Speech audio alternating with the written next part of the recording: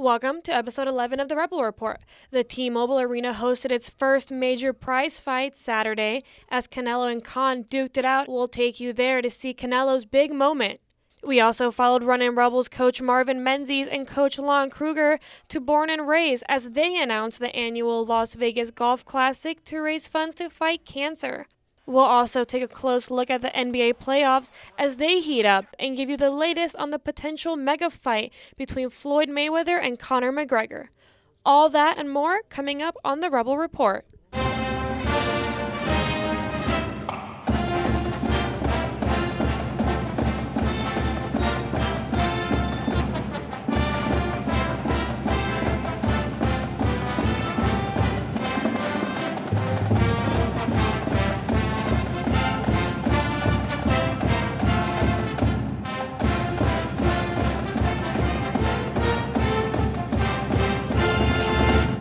Welcome to our final installment of the Rebel Report for the spring semester. I'm Justin Guzman. And I'm Barbara Farkas. Las Vegas resident Rudy Ruettiger will join us for this week's Rebel Report Timeout later in the show. First, we turn our focus on what our student athletes do when they aren't on the field, competing. For that, we go to our own student athlete, Summer Crawley. Last Friday at the MGM Grand Conference Center, 160 student athletes were awarded for their academic success in the classroom for the 2015 school year. UNLV student athletes and staff gathered together to put light on the student and student athletes. I think it's super important to be recognized as a student. We are a student first, then an athlete. Sometimes I feel like athletes can fit into a negative stereotype. Maybe people think we're lazy or don't work hard, but being able to be honored at this banquet shows that we are more than just those jocks on the field. The banquet awarded those who earned Mountain West Conference Academic All-Conference Award, Western Athletic Conference Academic All-Conference Award, Mountain West Scholar Athlete Award, Rebel Top 10, Student Athlete Academic Champions, Student Athlete Advisory Committee Award, and the Male and Female Scholar Athlete of the Year. Well, first of all, I'm so very proud that all of our coaches and our academic advisors and our staff makes academics the number one priority at UNLV. And look at the turnout that we've had from all of our programs and the fact that our student athletes work so hard for their grades and to be perfect in their classroom and perfect on the field of play. And I just can't say how much I appreciate that. For a Rebel to earn any of the awards, they must meet the required GPA score, must have completed 1 to 2 academic semesters, and competed in at least 50% of the team's varsity contests. Sam Weber for women's soccer and Lucas James for men's swim and dive were named the 2015 Scholar Athletes of the Year. As it's finals week, student athletes continue to push their efforts in the classroom and on the field. Back to you, Justin. Congratulations to all students who were awarded and finish out this semester strong. Former UNLV and current Oklahoma coach Lon Kruger, joined alongside by new UNLV men's basketball coach Marvin Menzies, were together at Born and Raised on Wednesday, May 4th to tip off Coaches versus Cancer.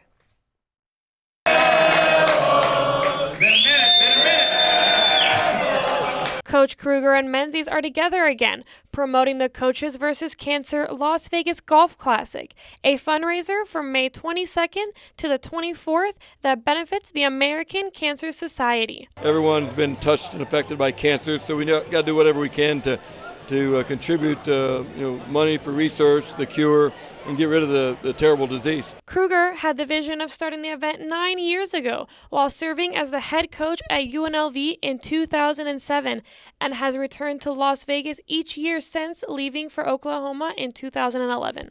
9th year for Coaches versus Cancer, and support of the community, support of coaches from around the country that bring their fans and bring their boosters back to participate. 60 foursomes, a sold-out field, Shadow Creek, Southern Highlands.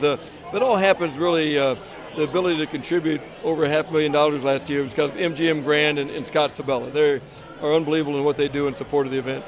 DJ Allen breaks down the selection process and says that the Las Vegas Golf Classic is primed for even more growth, as it has already raised over $2 million, with nearly 50 different coaches taking part in the event since its inception. What Coach Kruger does throughout the year is talks to coaches all throughout the year and tells them, okay, here are the dates. Can you get your foursome to come in with us? So what we do is we have a lot of new coaches who are coming in this year. We have Fran McCaffrey from Iowa for the first time. His son is a survivor of cancer. Aaron Gano from Hawaii is coming in. But we have a lot of people like Tim Miles, Roy Williams, Frank Martin, who come back year after year. So it's a balance of these coaches who are here every single year and brand new coaches. But you know, we've been sold out a couple years in a row, so we love it. Thanks again for coming out. While the tip-off event was a chance for Menzies to get out into the community, Coach says he's heading in the right direction in regards to filling the roster. UNLV's newcomers include Chris Clyburn, Chekna Dembale, Jalen Blue, and most recently Ben Coupet. We're getting some great guys coming in for visits. We're also very excited about the gentlemen that we have already committed and the ones that have decided to stay and remain being Rebels. I think you know, I don't mention those guys enough, but you know, when you look at those four guys, you say, okay, that's our core. That's a pretty good nucleus, and we'll build in and around that to expand that talent pool so we can be really competitive next year. Menzies was on Kruger's first staff in the 2004-2005 season, and Kruger has nothing but confidence in his former assistant and hopes the community continues to support Menzies and his staff in the coming seasons. It just takes time. You don't replenish a roster overnight. So it'll take 2 or 3 recruiting classes for sure, and hopefully people will rally around and support and help speed up that process by doing whatever they can to help Marvin and his staff. Both born and raised locations will be raising money to support Coaches vs. Cancer throughout May leading up to the Las Vegas Golf Classic, and all dollars raised will benefit the American Cancer Society. All right, we go from the health of the community to the health of UNLV student athletes. The sports medicine department works to keep our Rebels off the sidelines. Nakia Berry went inside the lead athletic training facility to see what it offers. You go into practice in the morning, it's like, oh, it's just a nice day and nobody's getting hurt. You know, you're getting towards the end of practice and then all of a sudden something happens and you got to be ready for it. Tell me the months of the year in reverse order, starting with December, November. This is the training room, so this is where we do all of our treatments. We do in here, so we'll do like stretching, we have electrical stimulation units. UNLV trainers try to make and keep athletes as healthy as possible. We're striving for greatness and for wins, and you can't do that you know, when you've got a team full of injured athletes. Athletes are really fun to hang out with. They're always keeping us laughing and smiling, and we get to be on the sideline with them when they win games, and during their success stories we get to celebrate all of the small steps and the big steps. With spending that much time with the athletes comes building a foundation of trust. I really thrive on that, and I want to make sure that, you know, every athlete, they don't have a problem with trusting me when it comes to dealing with their injuries. Especially when an unexpected medical emergency happens, like when a football player has an atrial fibrillation of his heart on the road. We had to go to the hospital, stay overnight, go through all the different procedures that we needed to do to make sure he was okay to fly home. And, you know, I was there with him every step of the way. To prevent or help heal injuries, the most important part of sports medicine is rehabilitation. Here we have exercise equipment, strength training equipment, lots of little things like weighted balls that we can throw, balance equipment. I come in here pretty close to every day, and I have about 15 exercises that I do. Athletes stay committed to rehab, which can range from a week to a year or two, depending on what the injury is. To get motivated, I just think of my teammates and think of how far I've come through this journey of playing soccer basically my whole life. Another room in the training facility is the hydro room for pool workouts. So say an athlete isn't able to weight bear yet, so they're not walking or they're not allowed to run yet, we can put them in the pool and have them simulate a running motion. And lastly is the tape room, where athletes get taped to protect their joints or help stabilize injuries while on the field. We go through a lot of boxes of tape. Every summer we get in huge pallets full of tape, and that's just to get us through football season. And then every Christmas we order more tape to get us through the spring semester. Here at UNLV, we're very fortunate to have such great trainers, training facilities, and coaches. I know a lot of other programs aren't as lucky as we are. Reporting for the Rebel Report, I'm Nakaya Berry. The athletic training facilities are available for athletes to rehabilitate free of charge. The development of children's social skills are critical in becoming prosperous adults. Many parents believe sports are an excellent outlet for their children to sharpen these skills. The Rebel Report's Leonardo Schauer has more. From body movement skills to communication skills to self-discipline, athletics play a critical role in young developing minds. Here at the YMCA on Meadows Lane, children as young as 6 years old are learning these skills through the sport of Taekwondo. What may seem like an activity that preaches violence amongst children, Taekwondo is fundamentally concerned with teaching kids important life lessons. Master instructor Joseph Basse says the sport educates children to handle day-to-day situations maturely. Over time we develop kids. When they come in, sometimes we'll have super shy kids, sometimes we'll have aggressive kids, and a lot of times it balances them out. It'll make the shy kids a little bit more assertive in the actions that they do, and it ends up helping them in sports or in school or just everyday life. Experts in brain development are also in favor of sport participation in young children. UNLV psychologist Dr. Brad Donahue says that the increased brain activity during moderate exercise significantly helps young children develop their minds. There's plenty of studies that are out there that, when you have toddlers and young children that are exposed at moderate levels of exercise, they start to get stimulated, physically, and those physical stimulations that they're having helps to enhance their central nervous system. Donahue nonetheless emphasizes that supportive parenting is the most important step. Boosting their children's self-esteem will provide for a stress-free activity that will keep them happy and healthy. If you have parents that are very critical, or teammates that are critical, or coaches that are critical, and every time that the child's playing, people are really going at them that way, they're going to be stressed out, they're going to have some difficulties, and it's maybe going to affect their self-esteem. Here at the Central Desert Complex of UNLV is where Dr. Donahue and his graduate students are making strides in the field of sports psychology. The Family Research and Services program helps UNLV athletes optimize their performance by setting personal goals and helping them manage their personal lives. For the Rebel Report, Leonardo Schauer. The Family Research and Services Center at UNLV is available to students to set and achieve personal goals. Student athletes in particular can also seek guidance from the Optimum Performance Program in Sports, developed by UNLV's own Dr. Brad Donahue. Fight night in Las Vegas is back, this time at the T-Mobile Arena. Rebel Report's Cassie Soto was at the Canelo Alvarez Amir Khan weigh-in for the first of its kind, live and open to the public event. We're here at the Toshiba Plaza in front of the T-Mobile Arena, Las Vegas's newest spectacle, and a huge crowd gathered to witness the Canelo Khan weigh-in. The rain was not going to stop the crowd from showing up to witness Saul Canelo Alvarez and Amir King Khan weigh in as they prepared for the biggest event at the T-Mobile Arena to date. The entertainment before the fighters arrived included a live mariachi band and the opportunity for fans to win a signed glove from both fighters. One lucky fan was able to receive a glove also signed by Golden Boy Promotions president Oscar de la Hoya. Once it was time for the fighters to come out, the crowd could not hold back their excitement as they watched to see what the results would show. Sure enough, both fighters weighed in at exactly 155 pounds, right on the money to compete for the WBC middleweight title.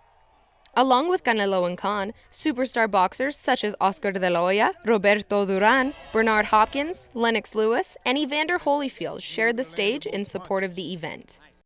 The feeling's incredible to have like a whole fan base behind you really singing songs and stuff and encouraging you on. I mean, I felt, in some of my fights, I could hear the singing from the British fans, and that really helped me.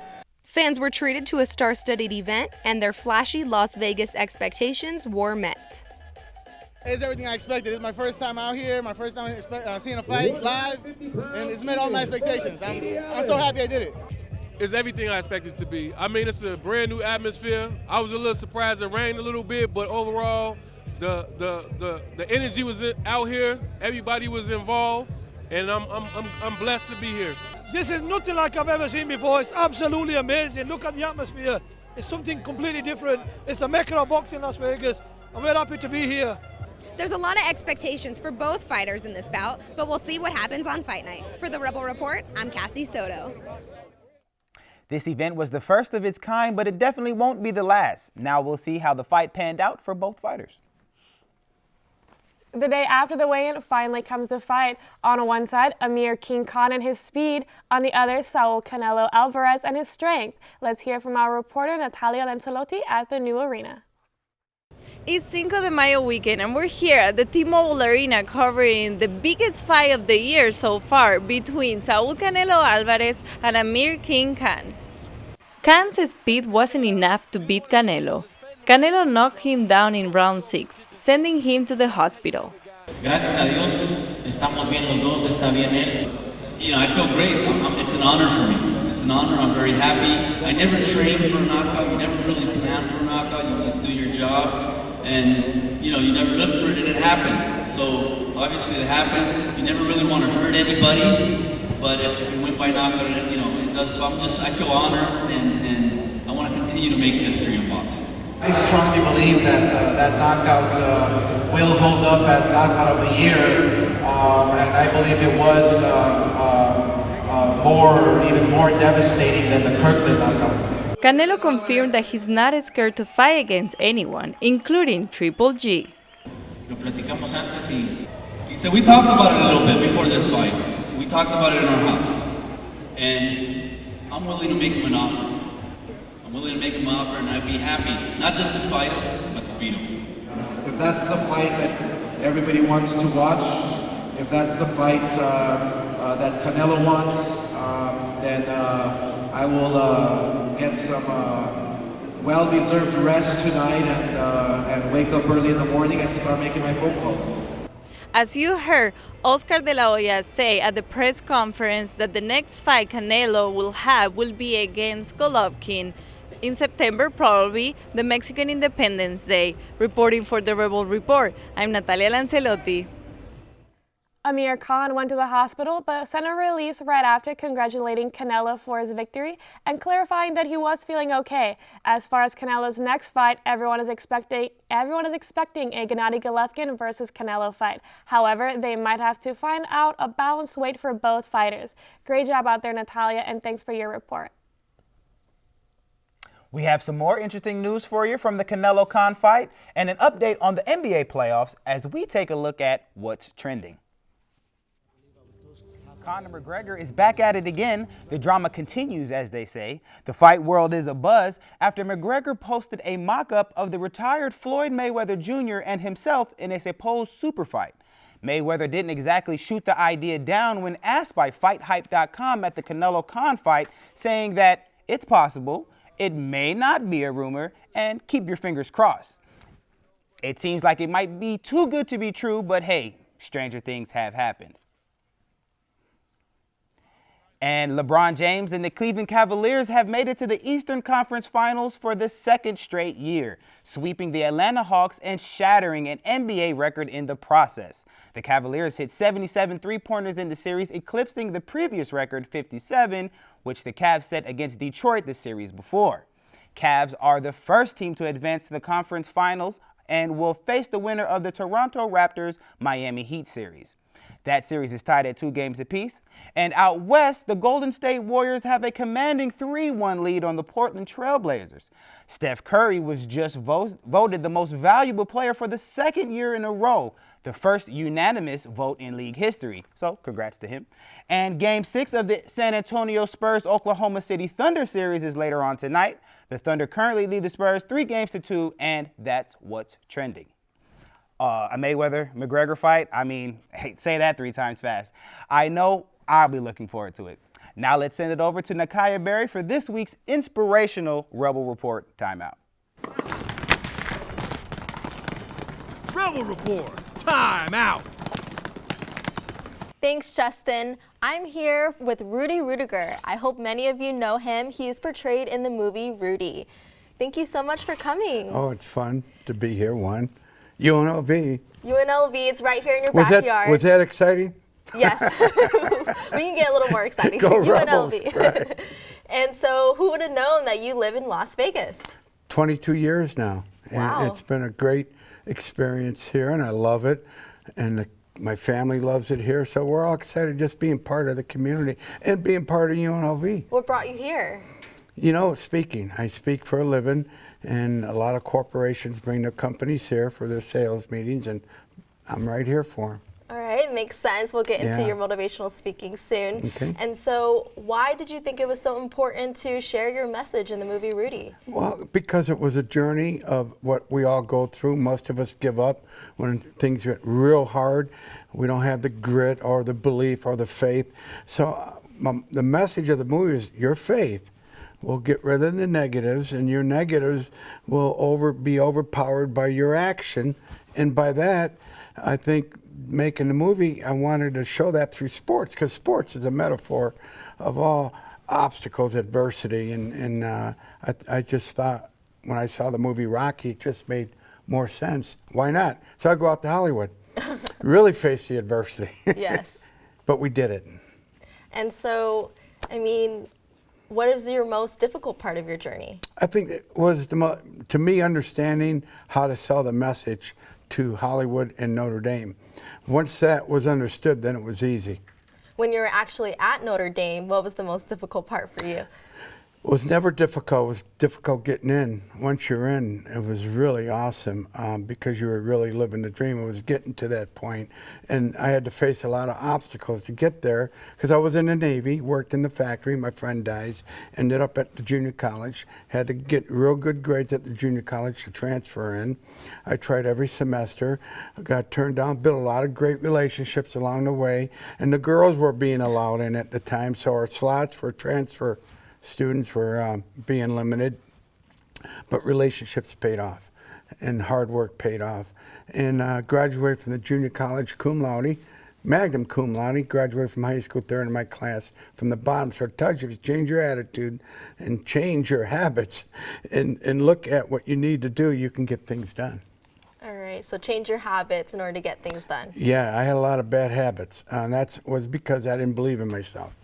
And there's a lot of young people in the studio and watching. I'm sure some may not have seen Rudy. Can you give us a quick synopsis? Yeah, Rudy's about a young boy, and again, third person, about a young boy. Sean Astin plays Rudy, having a dream and overcoming tremendous amount of adversity and obstacles, and had to go through a long range of journeys to get to play 27 seconds at Notre Dame. It took him 27 years to play 27 seconds. So how did you get to the point of first people thinking you were too small to play, Right. to in the end everyone was a fan of you and chanting your name? Well, actually, I'm 6'5" in my mind, and that's how I think of myself. Seriously, I don't look at my size. I always think of me as bigger.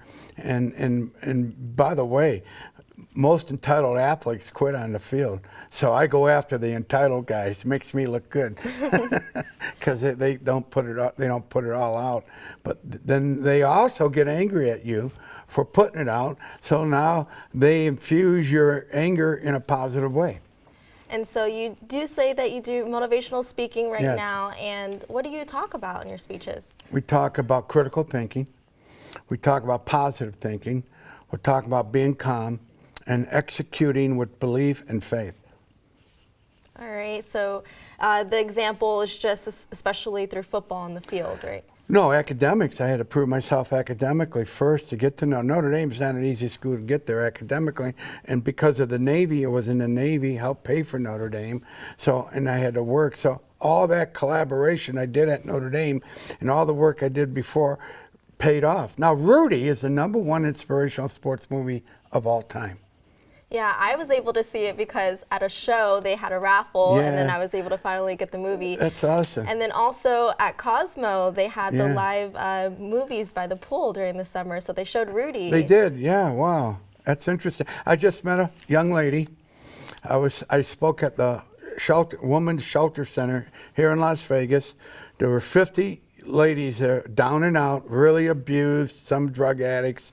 And I went there to speak to them. And this one lady, they were really awesome to talk to. And she hands me a letter. This is 2 years ago. So Sunday, I'm in Boulder City fishing with my boy. I go get a hamburger. Next to the hamburger shop is an antique shop. And that lady running the antique shop was so positive, so energetic. When I walked, she said, Rudy Ruettiger, so excited to see you. Wow, what are you excited to see me for, right? How'd you know I was Rudy? Yeah. She said, oh, I met you 2 years ago. I was the lady that gave you the letter. She was down and out. She was abused. She used the movie. And the words I spoke, she picked herself up. And now she's doing very well. To me, that's exciting. Then I meet an NBA player that was a deaf player, who was a Mormon, who escaped from the polygamy camp, became an NBA player, used the movie to inspire him. Then I meet Kobe Bryant. When he was 16 years old, he used the movie to inspire him. It goes on and on and on of all the great messages that people use to take what they want to do to the next level. Yeah, it's amazing how everything comes full circle. And I just hope that to see you keep sharing your story. It's great to be a part of a movie and a story that is continuing to be very popular. Yes, and we like to give away the Rudy hat to anybody who's seen the movie more than 10 times. So right in, if you've seen the movie, so we got a winner. All right, thank you so much for coming, Rudy. Back to the desk. Thanks, Nakaya. Las Vegas has many very unique things that sets it apart from other cities around the country. One is NASCAR. We covered race weekend plenty earlier in the semester, but still have footage for one more story that we want to share with you. Las Vegas gives car fans a unique experience every year that other cities can't. It's not just about race on race day, it's about the fans interacting with their favorite drivers at the Neon Garage area. If you're a NASCAR fan and you want to experience what other racetracks can offer, the Neon Garage area at the Las Vegas Motor Speedway is the perfect place for any NASCAR fan to see their favorite drivers and see how they prepare for the race. I'm really hoping to get his autograph. It's just fun. I've not bought tickets to do anything anywhere but here because it's outside. This unique setup is located in the center of the Speedway's infield, where fans can watch the drivers from ground level and elevated positions, which makes the whole Las Vegas NASCAR experience unique to the fans. You don't get that at the other tracks like New Hampshire that we go to and stuff. Many drivers like Danny Hamlin enjoy the unique setup with this facility because it lets him interact with his fans. It's good for them and obviously gives them an entire race day experience, not just a race. Alongside the Neon Garage, the red carpet is another unique place for fans who want to interact with the drivers. NASCAR driver Joey Logano enjoys this experience that Las Vegas has to offer. Pretty crazy, that's for sure. There's a lot of fans out here, which just makes it a lot of fun every time we come out to Vegas, and makes us want to put a good race on for them. Everybody that we spoke with has loved the garage so far, and they all expect to be back year after year. From the Rebel Report, I'm Luis Negred. Your next opportunity to visit the Neon Garage is in October 1st when NASCAR returns for the Xfinity Truck Series race. Before the Mountain West champion men's and women's tennis teams head off to the NCAA regionals this week, both squads continue their tour of success, collecting another award. This time, it's Outstanding Rebel of the Week. Joanne Mendoza gives us the latest. Outstanding Rebel of the Week was announced last Wednesday, and it was awarded to not just one tennis player, but two. Aiwen from the women's tennis team and Jakob Amilon from the men's tennis team both shared their excitement for the accolade. It's a big honor, and I'm really proud to get an award like that, and it always means a lot for you, and it really shows you that you get something back for your effort you do for the school. So USC is considered one of the top tennis programs in a collegiate level. Jakob further explains what he expects to see from them. Celebration is done pretty much now, so now we have to regroup for the regionals going in. It's going to be we're playing USC. It's a really tough team, so to have a shot, we need to really focus and be as good as we can be. Jakob takes time to congratulate fellow Outstanding Rebel of the Week, Aiwen and the rest of the women's tennis team. Yeah, they've been really good this season. I mean, they had like 19 winning streak, and it's program history, like record. So they're a great group of girls, and yeah, they've been doing so good this year, and I'm really proud of them. Zhu, a freshman tennis star, describes the emotions she felt after receiving the award. So excited about that, and I think because I really work hard every day and I really focus on the match. So I didn't think about the reward before. I just do what I should do and consistently do the same every day, and I think if you try your best, like the good result just come. And that's a wrap on the semester for us here at the Rebel Report. Hope you enjoyed watching these as much as we did putting them together. But keep an eye out from us for more over the summer, especially if NHL decides to send a team our way. All right, everybody has those days and everybody makes mistakes.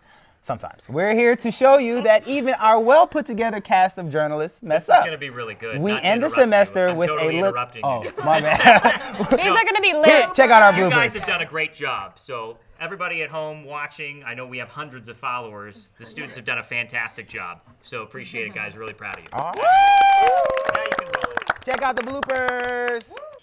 Hey there, it is tournament time here in Las Vegas. Welcome to episode 3 of the Rebel Report. I am John Castanino, and we need to start it again because prompter totally went crazy. So we'll just go to the beginning. Oh, that's it right there. I'll count myself in. Hi there, and welcome to another installment of the Rebel Report. I'm Cassie Soto. And I'm John Castanino. With another fight night weekend at the MGM Grand. Oh, sorry. It was another fight night weekend at the MGM Grand. No, don't say it was. Just say another fight night weekend at the MGM Grand. Yeah. But Or you it's could not. say Conor McGregor. Okay. Yeah. Another fight night weekend at the UFC. Another fight night weekend at the MGM Grand. It's. Why am I making you nervous? I don't know. Yeah. Maybe if you like over there, John. Oh my gosh. Bye. So I'm known for cutting a lot. 3, 2, 1. Alexis DeJoria, one of the No. Cortalo. To the Rebels team as a new. Oh, really? We're here at the Peter Johan Memorial Field with Rich Ryerson, the head coach of the outstanding UNLV men's soccer team. Yes, you heard the coach. The Rebels are practicing for 2 more weeks. They will take summer off and they will come back in August 15. Oscar, are you ready to show me your skills? Yes, I am. I think it's super long. With that type of This week we take a look at UNLV football to find out some fun facts about the players and the coach.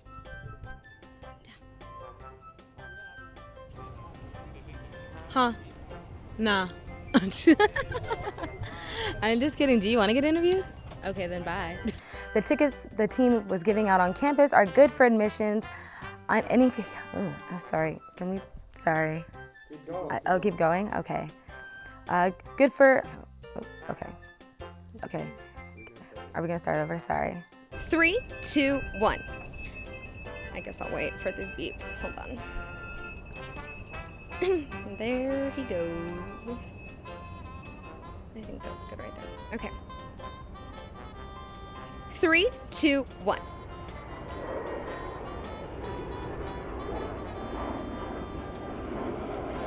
And we'll get to the men's squad shortly. I can do this. Oh God. I'm so sorry. Let's I'm just so do sorry. sorry, roll I'm back. sorry. Yeah, don't I'm do really that. sorry. You were panicking. We're going to go right back to that on-camera lead. With the Rebels halfway through their spring training. On our previous shows on YouTube, Rebel Report UNLV. Also tweet us if you have any sports stories for the Rebel Report @_Rebel Report. UNLV. From the Rebel Report. Wait. We got 5 minutes left. All right. Yeah, so stop it again. I don't want you. Thanks, Joanne. After an up and down regular season, the men's tennis teams. Oh, can we start over? It was going a little too fast. He says it's going too fast.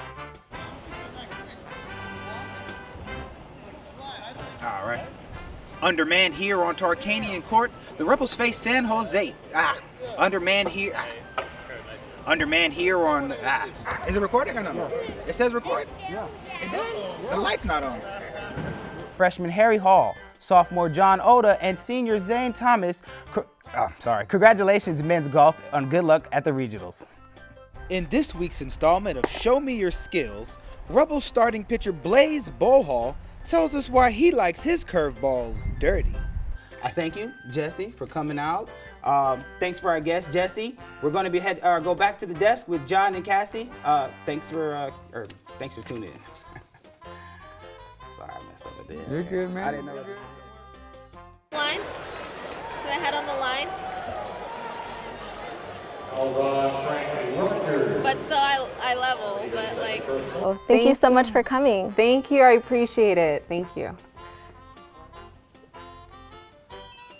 All right. Well, thank you so much for coming. Absolutely. Thank you. You can go. Sorry, go ahead. Back to John's desk. Okay. You access to what many don't see, the equipment room. Follow me. I'm like looking back. While the hire has been made, the school is still waiting for contract approval by the Board of Regents. Go back to 2. Let's just pick it up there. It's 2. I don't know why we're on 3. Just start at 2. We'll count ourselves in. In 3, 2. Show me your skills.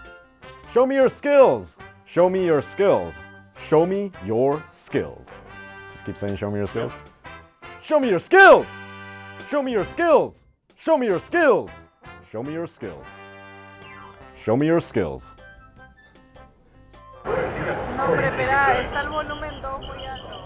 No, no importa, el 2, no importa, eso yo se lo quito. Ahí déjalo.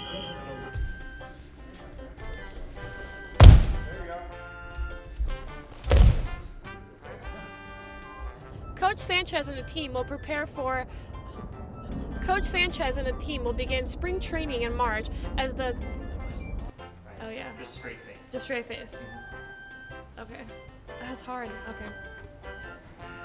Just keep going? Yeah. Okay. Just lean straight. Just stand like this? Yeah. Okay. Well, again, congratulations, and we wish you the best of luck at USC and the rest of the tournament. Now we're just going to send it back to the desk, too. We're going to send it back to the desk. I think I messed that up because my chair like swiveled all the way around.